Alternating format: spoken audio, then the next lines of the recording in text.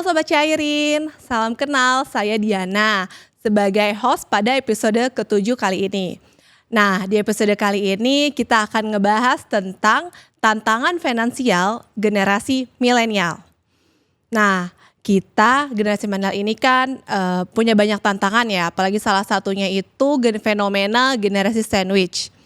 Sebagai generasi sandwich, kita tuh berada di tengah-tengah nih. Harus mendukung orang tua atau kita harus ngejalanin lifestyle kita sebagai generasi milenial.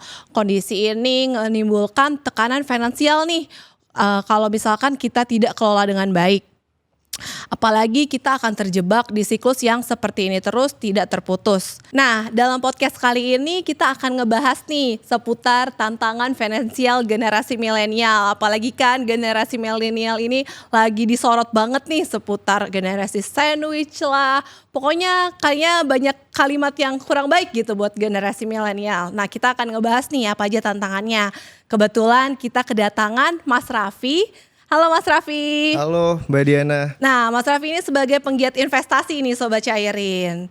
Mungkin apa kabar nih Mas? Baik banget, berarti kita manggil teman-teman Sobat Cairin ya berarti ya? Iya, Sobat Cairin Mas Oke, Raffi. Sobat Cairin. Nah, kayaknya Mas Raffi juga masih muda banget ya. Gen Z lah ya, atau generasi milenial nih. Iya, bisa dibilang banyak orang bilang generasi milenial lah ya. Generasi milenial, udah biasa ya Mas ya. Jadi market jam segini aman nih kalau ditinggal. Oh, market jam ini kan lagi kebetulan kita syuting siang ya. Iya. Harusnya sih market kalau sekarang lagi bagus, jadi harusnya aman-aman aja sih. Jadi investasinya ditinggalin sebentar masih oke. Betul, kita kalau soal investasi kan yang penting tuh conviction. Oke. Keyakinan. Keyakinan. Keyakinan dan juga kesabaran, itu aja. Keyakinan dan kesabaran. Oke Mas Raffi, kita langsung aja ya kali ya ke pertanyaan pertama nih Mas. Dengan adanya istilah tadi kan disebut sama saya nih generasi sandwich. Itu dari sisi Mas Raffi tuh gimana sih menyikapi fenomena ini? Yes, generasi sandwich itu udah banyak banget dibahas ya. Jadi kalau kita ngomongin soal generasi sandwich, itu generasi yang dia punya tanggung jawab atas bawah, jadi kayak sandwich, ditumpuk. Nah, dia punya tanggung jawab generasi di bawah dia dan juga generasi di atasnya dia. Nah, generasi di bawahnya itu anak-anak, jadi dia harus membiayai, menyekolahkan dan lain-lain. Dan dia juga punya tanggung jawab di generasi atasnya dia, yaitu orang tua dia. Dan ini fenomena ini banyak banget ditemuin saat-saat sekarang ini. Tapi memang ini kan menjadi sebuah masalah ya. Tapi kalau misalkan kita ngomongin masalah, pasti ada solusinya. Betul. Solusinya apa aja tuh Mas Raffi, boleh sebutin gak? Oke, untuk solusi masalah-masalah generasi sandwich ini, itu banyak banget yang bahas, banyak banget yang udah bahas di sosial media yang lain-lain. Tapi setiap orang itu punya masalahnya masing-masing, setiap orang punya risk profile-nya masing-masing, semua orang punya, ya balik lagi nih, masalah yang harus disesuaikan oleh profil resiko dari orang-orang tersebut. Nah, kalau untuk generasi sandwich, mereka harus tahu bagaimana mereka merancang keuangan. Otomatis generasi sandwich ini yang menjadi tanggung jawab. Jadi rencana paling mudah adalah mengatur keuangannya dengan cara pencatatan. Nah, pencatatan itu macam-macam. Tapi setidaknya mungkin bisa dilihat itu hal yang simple ya. Kenapa harus pencatatan doang? Tapi pencatatan ini menjadi hal yang penting karena dengan cara pencatatan kita tahu pengeluaran kita apa aja. Karena kadang suka bocor. Kadang tuh kita suka ngeluarin hal-hal yang kita yang gak tuh penting gitu ya Mas, 1.000, 2.000 keluar. Tapi kan kalau 1.000, 2.000 ya mungkin kita beli makan apa ke mall, oke lah kita makan ke mall sekali-kali. Tapi kalau sekali-kali dalam seminggunya 3 kali gitu kan, lumayan juga. Nah, itu harus diperhitungkan. Diperhitungkannya harus dengan cara pencatatan. Karena saat kita tahu, ngelihat catatan kita, kita bisa tahu tuh bocornya di mana. Oke, jadi emang kita harus catat terus ya apa aja nih pengeluaran kita gitu. Betul. Itu cara yang paling simpelnya. Cara yang paling bisa semua orang lakukan. Oke, nah kalau misalkan tadi kan Mas Raffi sebutnya pencatatan. Kalau investasi gitu Mas, bisa gak sih salah satunya? Kalau untuk generasi sandwich ya, generasi sandwich balik lagi kita harus tahu kita harus tahu spending kita berapa. Satu tadi kita udah bahas masalah pencatatan. Nah, balik lagi di sela pencatatan itu kita harus tahu pengeluaran kita. Jadi kita punya spare nggak? banyak rumusnya sebenarnya. Rumusnya ada yang 20, 20, 30, 30 itu juga ada. Ada rumusnya yang 20 langsung ke 80 itu banyak. Nah 20-80-nya ini apa? Ini masalah pengeluaran. Tapi balik lagi harus disesuaikan oleh masing-masing orang dan itu berbeda-beda. Apakah generasi sandwich bisa untuk investasi atau tidak? Sebenarnya agak sulit ya. Dalam artian investasi secara finansial ya. Itu agak sulit bagaimana generasi sandwich untuk bisa bersaing di investasi finansial. Kebetulan kami orang yang sangat konservatif, tapi juga kami adalah orang yang sangat konservatif. Kita selalu harus menghitung bagaimana risk profile dari masing-masing orang. Kalau kalian, kalau Sobat Cairin adalah generasi sandwich, baiknya Sobat Cairin tidak fokus di investasi dulu, tapi fokuskan pada pengeluaran kebutuhan primer. Karena yang kami pahami, generasi sandwich ini tantangannya sangat luar biasa, Mbak Diana. Karena dia harus menumpu beban pengeluaran dari 3 generasi. Generasinya dia untuk dianya sendiri, generasi atas yaitu orang tua dan generasi anaknya. Jadi baiknya harus benar-benar diperhitungkan, tapi kami tidak menganjurkan untuk kita bikin investasi dulu. Tapi yang kita anjurkan adalah bagaimana keran pemasukan itu kita naikkan. Itu dulu. Iya. Jadi sebagai generasi milenial kita tuh gimana sih Mas buat mempersiapin keuangan kita tuh sejak muda gitu? Oh tentu. Kalau misalkan kita ngomongin generasi milenial ya. Iya. Kita ngomongin generasi milenial. Generasi milenial paling ada di range sekitar mungkin sekarang paling tinggi di 28, 26. Which is di 20-an kalian masih punya banyak waktu, horizon waktunya itu masih banyak. Dan kalau ngomongin kita sangkut pautkan dengan investasi, itu hal terpenting dari investasi adalah waktu. Bukan capital. Betul. Bukan capital, tapi waktu. Kayak gitu. Jadi kalau misalkan untuk generasi milenial, kalian masih punya banyak sekali kesempatan untuk berinvestasi. Tapi balik lagi, investasi itu banyak macamnya. Oke, betul Mas Raffi. Jadi tidak melulu kita mengejar keuntungan ya Mas Raffi ya. Nah kalau misalkan tadi kan udah Mas Raffi sebutin nih kalau misalnya kita tuh penting ya buat mempersiapkan keuangan. Kalau misalkan kita kurang memperhatikan finansial kita tuh apa sih Mas Raffi yang terjadi? Maksudnya kita kurang memperhatikan finansial kita dalam hal apa nih? Dalam hal spending, dalam hal investasi atau apa? Mungkin dua-duanya Mas Raffi. Oke.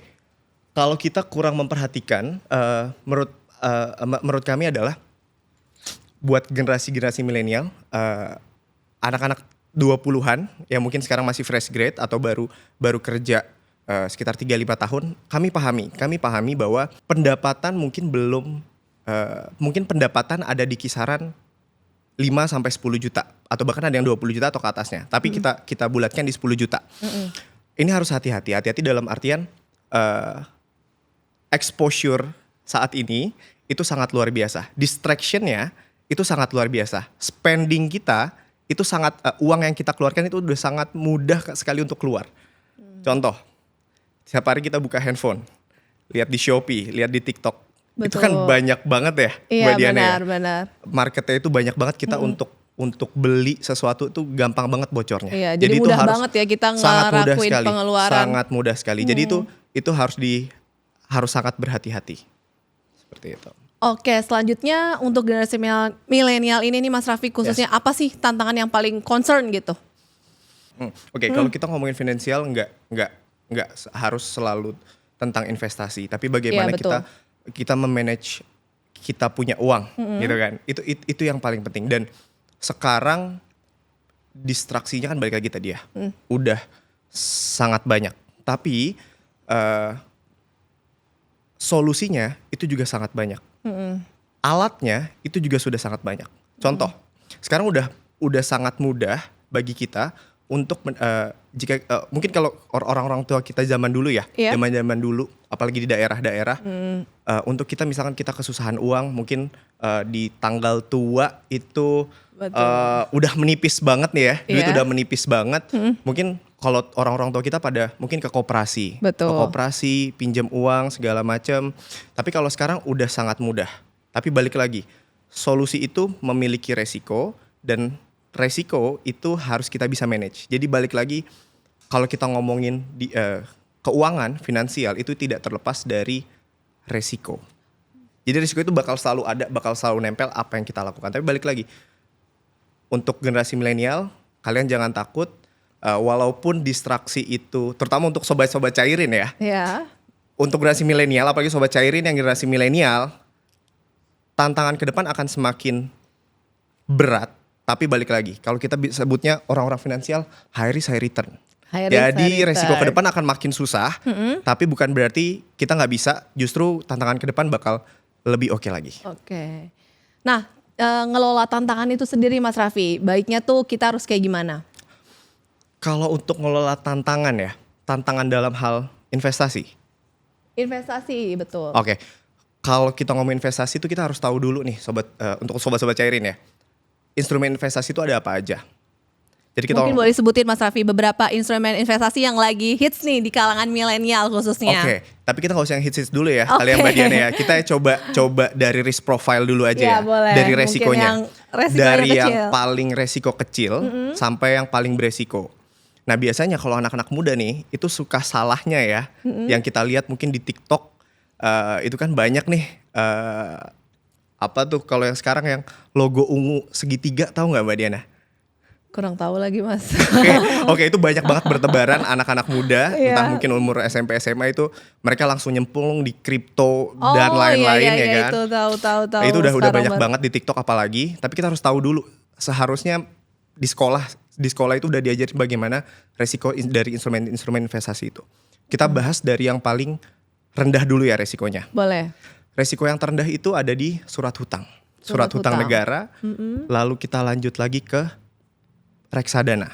Oke. Reksadana mungkin nanti kita bakal bahas lagi ya. Setelah reksadana baru ada pasar uang dan juga pasar campuran, pasar campuran, baru pasar saham dan pasar derivatif. Oke. Ini kita urutin dari yang resikonya terkecil sampai terbesar. Dan baru di situ di derivatif ini ada dan lain-lainnya cryptocurrency. Dan salahnya anak-anak muda zaman sekarang itu langsung nyemplung ke paling kanan. Oke, iya banyak banget ya di Mereka TikTok tuh yang bahas kripto. Iya. Apa tuh jackpot kalau zaman Jackpot. sekarang tuh airdropan itu lagi ngehits banget. Tapi kita harus tahu dulu kalau kita ngomongin investasi harus tahu resikonya. Dan kebanyakan anak-anak muda zaman sekarang langsung nyemplung ke paling kanan. Oh, Tapi mereka tidak tahu risk profile mereka. Nah, cara kita tahu risk profile kita itu sebenarnya gampang banget sih Mbak Diana. Kita harus tahu kita nyemplung misalkan, kita masuk cryptocurrency, kita nggak tenang, kita deg-degan, berarti kamu bukan di situ. Itu semudah itu untuk bisa. Tapi balik lagi kalau untuk generasi milenial sih, kita harus tahu. Itu yang tadi kita udah jelaskan dari yang paling terendah sampai paling tinggi, itu instrumen-instrumen investasi itu. jadi kalau misalnya kita mau investasi lebih baik ke instrumen yang nggak buat kita deg-degan ya Mas Raffi ya. Bisa Yes. investasi dengan tidur nyenyak gitu. Betul. Contohnya mungkin dicairin ya. Kita bisa pendanaan 18% sampai 19% loh Mas Oke. Raffi. Oke. Mas Raffi kan penggiat investasi kan. Pasti udah sering ngerasain ya manfaat-manfaatnya dari investasi tuh. Paling banyak tuh gainnya tuh bisa berapa sih Mas kalau boleh tahu? Spill dikit. Tentu kalau misalkan untuk gain, balik lagi ya. Di mana keuntungan pasti ada kerugian ya. Balik lagi kalau misalkan untuk gain, kita ngomongin gain sekarang karena sosial media ya. Karena sosial media distraction itu kan sangat tinggi. Jadi yang paling menarik adalah gain yang paling tinggi. Oke, yang paling Banyak paling tinggi. mereka itu banyak lihat gain tinggi 100%, 200% 1 tahun itu mungkin menurut mereka paling menarik. Iya. Makanya cryptocurrency kenapa paling diminati saat ini. Oke. Karena anak-anak muda, gue pengen cepet kaya.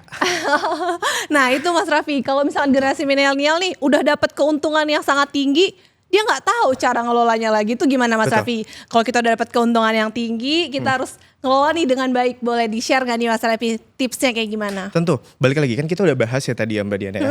Kalau misalkan ada empat jenis instrumen investasi. Iya. Sebenarnya mau masuk dimanapun itu nggak masalah. Oke. Itu nggak masalah, tapi harus balik lagi ke risk profile. Tapi yang paling benar adalah kalau mungkin Mbak Diana udah sering dengar Warren Buffett ya, don't Warren put Buffett. all egg in one basket. Oke, ya betul. Harus Ya. kita campur ya banyak manapun. Campur, tapi campurnya juga ada strateginya. Jangan 80% di yang paling high risk, 20% di yang risknya nggak begitu. No, nggak kayak gitu. Ya, jadi harus disesuaikan lagi sama risk profile sobat cairin gitu ya. Betul. Nah, kita udah bahas tadi dari 5 itu, tapi memang baiknya sobat cairin investasi terbaik itu investasi leher ke atas. Leher ke atas. Belajar dulu. Belajar dulu. Iya. Kita- Harus sering-sering belajar. Salah Yes. satunya nonton podcast cairin nih Mas Raffi. Pasti. Pasti. Pertanyaan selanjutnya nih Mas Raffi. Mas Raffi kan kelihatannya masih muda ya, masih generasi milenial. Belajar dari mana aja sih Mas? Wah, udah mengerti banyak instrumen investasi seperti ini gitu. Tentu. Belajar sekarang udah sangat mudah ya Mbak Diana ya. Kita bisa search YouTube. Bisa ini lewat cairin, YouTube cairin juga bisa kan, udah banyak banget. Iya. Dari Instagram, dari TikTok itu sudah banyak. Tapi balik lagi karena saking banyaknya pilihan, kita harus makin memilih. Betul. Makin memilih. Jadi kalau bisa untuk sobat-sobat cairin juga jangan memilih mentor yang salah. Jangan memilih mentor yang salah. Yes, jangan memilih mentor yang salah karena zaman sekarang semua orang sudah bisa bersuara. Semua orang sudah bisa nge-share yang mereka bisa, semua orang sudah bisa mengatakan apapun. Tapi yang benar-benar real gitu kan. Kita ngomongin yang real. Itu kita harus bisa lebih memilih lah. Tadi kan Mas Raffi sempat mention ya, salah satu instrumen Yang investasi yang paling high risk gitu kan di cryptocurrency. Berarti Mas Raffi kontra ya dari untuk instrumen investasi tersebut. Oh, kalau kita ngomongin udah instrumennya apalagi kripto, memang kalau kripto kan banyak pro dan kontra ya. Iya. Tapi balik lagi, setiap orang punya risk profile masing-masing. Kalau memang itu cocok, go. Tapi kalau misalkan gak cocok, no go. Cari taunya di mana?